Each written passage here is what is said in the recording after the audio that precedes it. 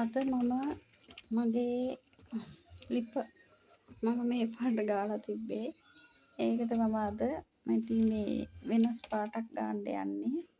ඒක බලා ගන්න පුළුවන්. ඒකට කිසිම දෙයක් ඕන වෙන්නේ නැහැ. සිමෙන්ති කුඩු ටිකකුයි මේ වගේ ගොම හරි පස් හරි ටිකකුයි විතරයි ඕන වෙන්නේ. මේක මම මේ විදිහට ගහ ගන්න. සුදු පාට වෙනවා. ඊට පස්සේ සිමෙන්ති කුඩු වලට ලස්සන පාටක් එනවා. ඒ ලස්සන පාට එන්නේ වේලුනහම ඒක මම ඔයාලට දාන්නම්. ලස්සන පාටක් කරගන්න මේ විදිහට ලස්සන ලිප තියාගන්න. දර ලිපක් ගෙදරකට තියෙනකොට හදිසියකට හොඳයිනේ. ඒ හින්දා ලස්සනට මේ විදිහට ලිප හදාගන්න.